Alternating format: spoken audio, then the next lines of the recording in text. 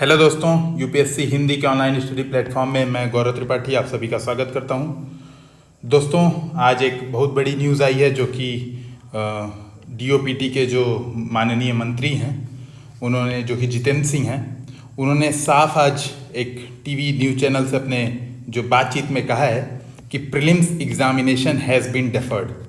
अभी आप कुछ देर बाद मंत्री जी की पूरी जो वीडियो क्लिप है वो सुनेंगे और आप उसको सुनेंगे कि आखिरी में उन्होंने कहा है कि प्रीलिम्स को, जो यूपीएससी प्रीलिम्स होने जा रही थी 31 मई को, उसको डेफर्ड कर दिया गया है। यानी जो बात है, प्रीलिम्स 2020 टल चुकी है और अब हमारे सामने जो बात है, जो जितने एस्पिरेंट्स हैं उनके सामने जो प्रॉब्लम होगी कि अब क्या हो रणनीति, आने वाले समय में उनको रणनीति किस प्रकार बनानी पड़ेगी कि ना उनको प्रीलिम्स में समस्या आए और ना उनको मेंस में समझ आए। तो आज का जो हमारा वीडियो लेक्चर होगा उसमें हम वही डिस्कशन करेंगे। सबसे पहले आप मंत्री जी की बात सुने। There is no move to reduce the retirement age of the government employees. On the contrary, the DOPT has walked an extra mile during this lockdown phase, even before the pre-lockdown phase. It was we who issued the directions or the guidelines for getting absolutely necessary staff to the offices. It was we who then even exempted Divyangs from the essential services which were still going on before the lockdown in full measure. During the lockdown, considering that we have to be employee friendly, we extended the last date of the submission of the annual performance reports by the officers. Not only this, the UPSC has also deferred the interviews which were going on of the final civil services and IAS aspirants. Then we have also deferred the preliminary exam. As far as the pensions are concerned, we made sure that the turn of the month on the 31st of March, each pensioner had the amount in his account. We organized series of video conferencing for the elderly citizens among the pensioners to give them even medical consultants. So we have actually walked extra mile.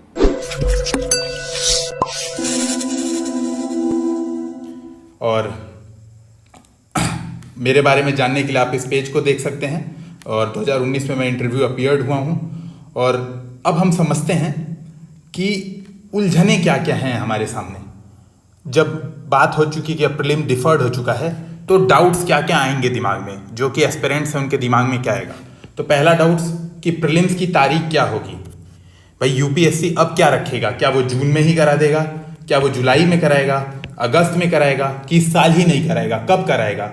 आखिर में जो corona है ये क्या effect दिखाएगा, क्योंकि 9 लाख लोगों को एग्जाम कराना, सोशल डिस्टेंसिंग फॉलो करना, ट्रेन और विभिन्न जो सार्वजनिक परिवहन के माध्यम है उनको एक स्थान से दूसरे स्थान तक भेजना यूपीएससी के लिए एक बहुत बड़ी, आप कह सकते हैं, एक चुनौती का विषय होगा। तो प्रीलिम्स की आगे की तारीख क्या होगी, पहली उलझन सबके दिमाग में, जो भी एस्पिरेंट्स हैं उनके दिमाग में ये आएगी। दूसरी उलझन कि भाई प्रीलिम्स तो मान लीजिए टल गया 1 महीने 2 महीने, तो क्या मेंस के लिए पहले जितने 108 दिन मिलते थे, अगर आप देखेंगे इस बार प्रीलिम्स 31 मई को प्रस्तावित था और मेंस एग्जामिनेशन 18 सितंबर से, यानी 108 दिन जो मिलते थे, क्या अभी भी उतने ही मिलेंगे। तो ये दोस्तों निश्चय सी बात है, ये कम होंगे। 108 दिन तो अब नहीं मिलने वाले। अब यूपीएससी अपना जो इफिशिएंट समय होगा उसको निश्चित ही कम करेगी, ताकि वो अगले साल जो उनका लवासना में जो कोर्स शुरू होता है वो बिल्कुल समय पे, जो जुलाई अगस्त में जो कोर्स शुरू होता है वो टाइम पे शुरू हो जाए। तो यूपीएससी सीधी सी बात है कि मेंस के लिए तो इतना समय नहीं देने वाली। तो दूसरा समस्या ये दिमाग में आएगी कि क्या मेंस के लिए क्या करें, मेंस के लिए क्या समय मिलेगा उतना ही जितना पहले 108 दिन मिलता था। और तीसरी समस्या, अब क्या करें, अफवाहों से कैसे दूर रहें, डिमोटिवेशन आएगा दिमाग में, कैसे क्या करें, कैसे इस सिचुएशन को हैंडल करें। तो हम एक एक करके चर्चा करते हैं चीज़ों पे। पहली बात, उलझने कैसे दूर होंगी, यानी कैसे दूर करें। पहली बात जो प्रॉब्लम है कि प्रीलिम्स की तारीख क्या होगी। तो दोस्तों सीधी बात है, जब तक यूपीएससी तारीख न बता दे आपको इसके बारे में कोई अंदाजा लगाने की जरूरत नहीं है। इतना ध्यान रखें कि यूपीएससी एक जिम्मेदार संस्था है और आपको भरपूर समय देगी। अगर आप आज की बात करें तो आज जो तारीख है, आज जो हम 27 अप्रैल को बात कर रहे हैं और 3 मई को प्रस्तावित है कि यूपीएससी मीटिंग करेगा, तो 31 मई की जो एग्जामिनेशन है, अगर आप देखें कि अभी से करीब 1 महीना समय है, तो यूपीएससी कुछ भी करेगा तो कम से कम आपको 1 महीने पहले इन्फॉर्म अवश्य करेगा कि अब एग्जाम होने वाला है, क्योंकि उसको भी पता है लोग अपने अपने जगह पे चले गए हैं, कोई कहीं चला गया है, कोई कहीं चला गया है। उसको भी जो सारे जो उनके भी सप्लाई चेन होते हैं, एग्जामिनेशन पेपर होता है, जो पेपर सेटर्स होते हैं, जो प्रबंधक होते हैं, सेंटर्स हैं, उनको भी सारी चीज़ें मैनेज करनी है, तो उसमें भी समय लगेगा। तो निश्चय सी बात है, जब भी होगा, जितना समय अभी आपके पास है उतना समय कम से कम यूपीएससी आपको तब भी देगी। तो आपको समय भरपूर मिलेगा, यानी प्री की तारीख को लेके आपको अब चिंतित होने की कोई ज़रूरत नहीं है। ये बात दिमाग में रखें कि आपको यूपीएससी बिल्कुल सही समय पे आपको सूचित करेगी कि अब आपका एग्जामिनेशन 1 महीने बाद होगा, इस समय के 1 महीने बाद आपका एग्जामिनेशन होगा। क्योंकि ये बात आपको भी पता है कि कोरोना ऐसी महामारी है, ना आपको पता है कब समाप्त होने वाली है, ना हमको पता है। और ये जो बड़ी समस्या पूरे देश के समक्ष आई है, उसमें एग्जामिनेशन एक लास्ट बिंदु है। पहला जो सबसे बड़ी जो गवर्नमेंट है, जो डीओपीटी है, जो यूपीएससी है, उसके समझ जो पहली समस्या है कि कैसे इस देश को बचाया जाए। अभी मानव जनजीवन को बचाना सबसे फर्स्ट प्रायोरिटी है, न कि एग्जाम करा के बच्चों को और समस्या में डालना। तो इस बात को आप अवश्य समझें कि अभी तो नहीं होने वाला। तो आप इस बात को समझें कि प्री की तारीख सोचने से अच्छा है तैयारी जारी रखें, अफवाहों में भाग मत लें। आप किसी दोस्तों के साथ डिबेट डिस्कशन में मत पड़ें कि अगस्त में होगा, सितंबर में होगा, इसके बारे में ना सोचें। तारीख के बारे में बिल्कुल मत सोचें। मैंने फिर से कहा कि कम से कम आपको जितना समय अभी बचा है उतने समय पहले यूपीएससी अवश्य बताएगी। इससे अच्छा है कि आप तैयारी जारी रखें। और तैयारी कैसे जारी रखना है, बस आपको थोड़ा सा अप्रोच अपनी चेंज करनी है। जैसे आप अभी कर रहे थे, अभी 1 महीना बचा है प्रीलिम्स के लिए लगभग, आप जो अभी अप्रोच लगा रहे थे उससे आपको थोड़ी सी अप्रोच बस चेंज करनी होगी। वो हम डिस्कस करते हैं अब आपको क्या अप्रोच रखनी चाहिए, उलझने कैसे दूर होंगी, क्या अप्रोच रखनी चाहिए। देखिए, एक बात को आपको समझनी पड़ेगी कि मेंस के लिए आपको जो अभी 108 दिन मिल रहे हैं वो तो नहीं मिलने वाले, लेकिन मेंस के लिए ऐसा भी नहीं है कि आपको 1 महीने में मेंस करा दिया जाएगा। क्यों? क्योंकि प्रीलिम्स का रिजल्ट आने में कम से कम 45 दिन इतना चाहिए यूपीएससी को। उसके बाद एग्जामिनेशन फॉर्म भरवाने और बाकी सारी गतिविधियां करने, अब फिर से उसको कम से कम 45 दिन, यानी 3 महीने कम से कम मान के चलिए। यानी जो अभी हम कहते हैं 108 दिन का समय मिल रहा था, तो यूपीएससी कितना भी इफिशिएंट काम करेगी तो 20 दिन कम से कम आपके मेंस में कटेंगे। अगर यूपीएससी ने बहुत अच्छे से अरेंज किया तो 1 महीना करीब आप मान के चलिए कि आपका मेंस में जो समय मिलेगा वो कटेगा। चाहे मेंस भले से टल के दिसंबर में जाए, अक्टूबर में जाए, नवंबर में जाए, प्रीलिम्स की जब भी बात हो, इस बात को समझिए कि 90 दिन से ज्यादा आपको अब नहीं मिलने वाले मेंस के लिए। तो आपको कुछ ना कुछ मेंस के लिए भी सोचना पड़ेगा अब। और प्री की अप्रोच आपको क्या रखनी होगी, ताकि मान लीजिए अगर यूपीएससी कहे कि ठीक है हम जून में ही करा रहे हैं, या समस्या मान लीजिए हम मान लिए कि 1 महीने में समस्या समाधान हो गई और यूपीएससी फिर आपको 1 महीने का टाइम देके कहती है कि ठीक है जून एंड में हम प्रीलिम्स एग्जामिनेशन कराएंगे, तो आप क्या अप्रोच रखें कि आपको किसी भी समस्या के चुनौतियों में ना पड़ना पड़े, आप किसी समस्या में उलझ के ना रह जाएं।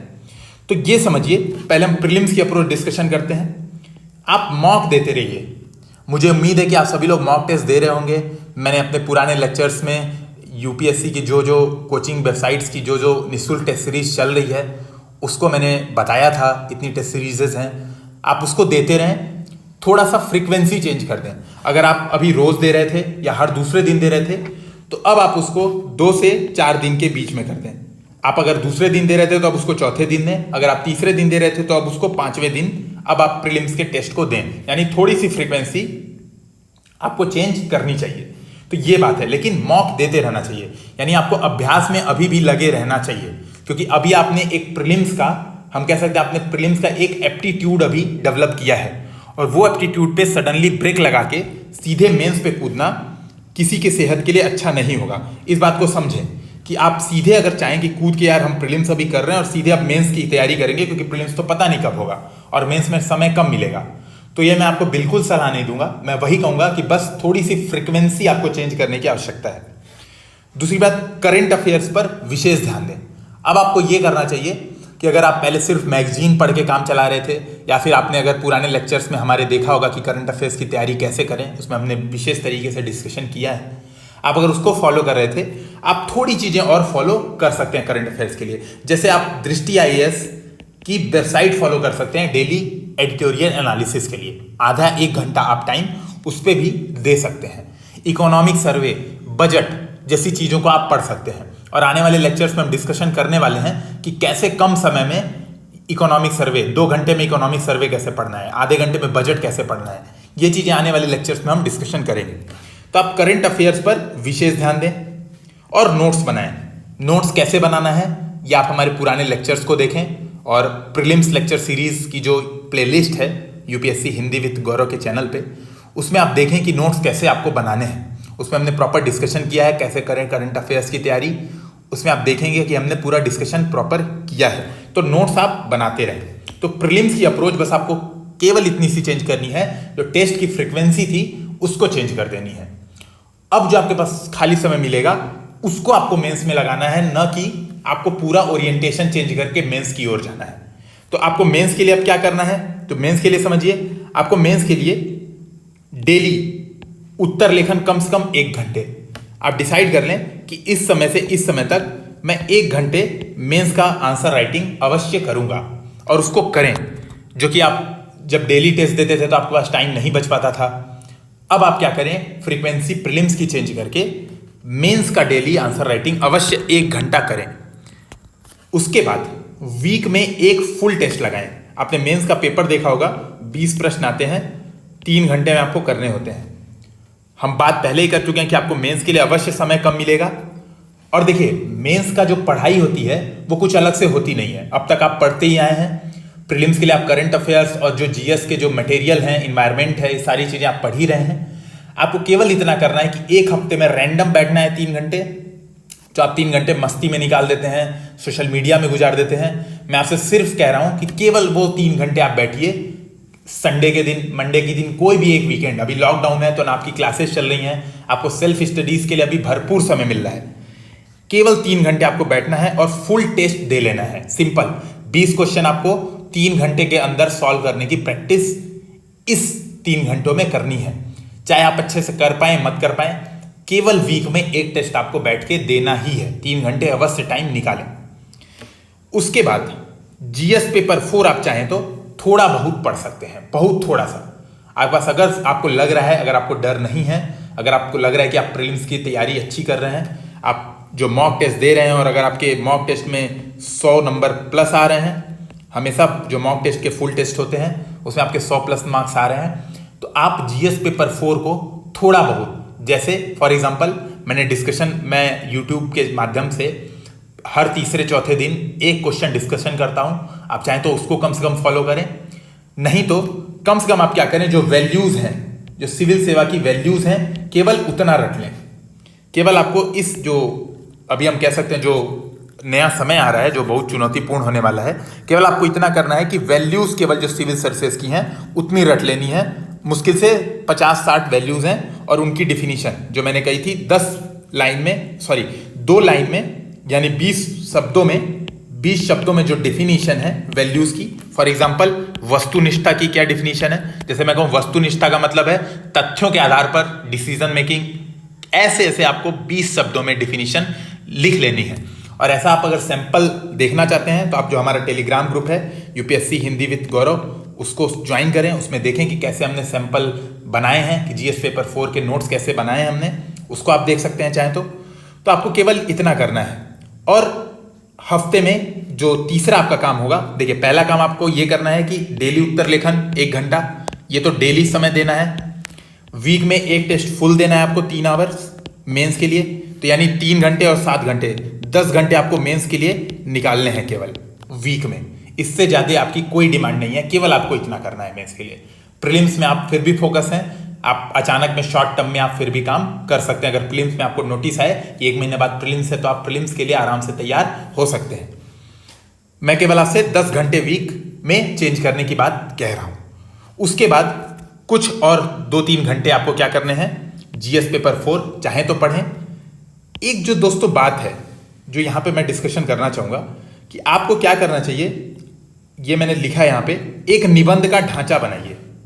निबंध के ढांचे में आपको क्या करना है, इस बात को समझें कि जो निबंध है, आपको पूरा निबंध नहीं सॉल्व करने बैठ जाना है।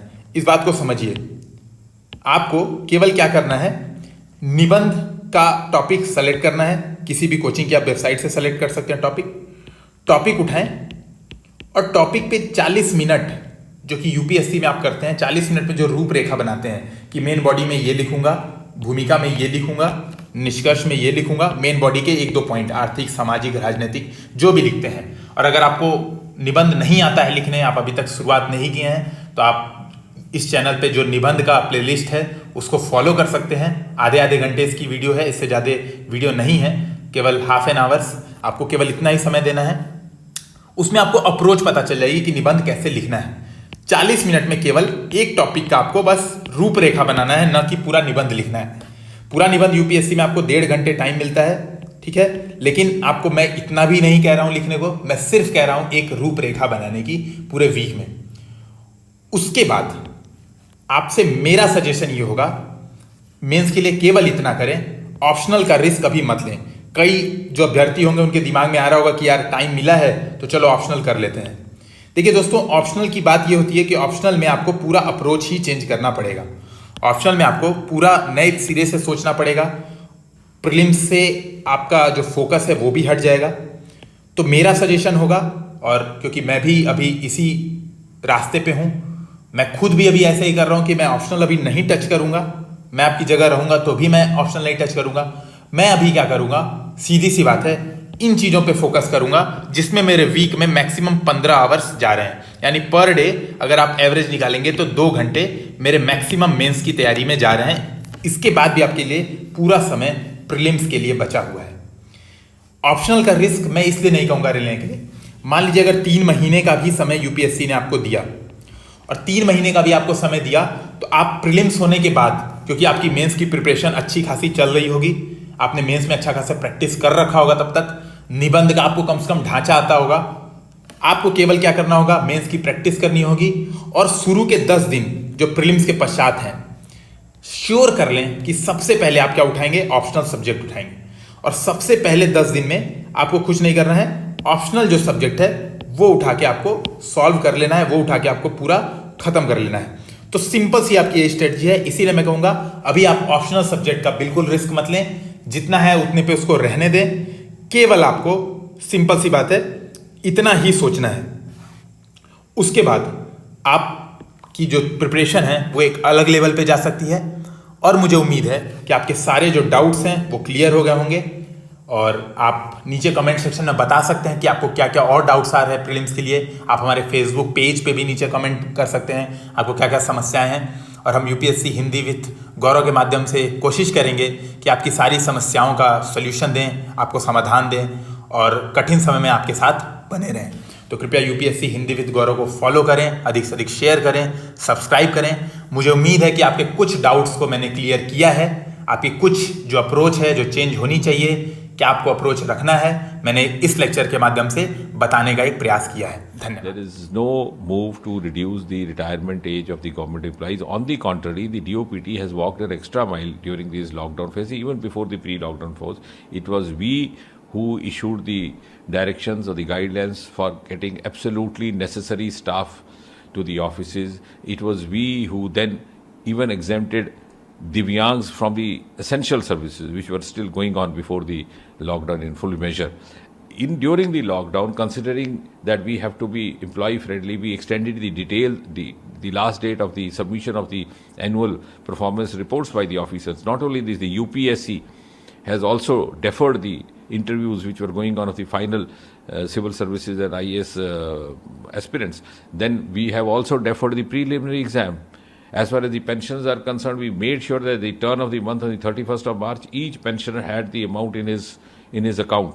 We organized series of video conferencing for the elderly citizens among the pensioners to give them even medical consultants. So we have actually walked extra mile.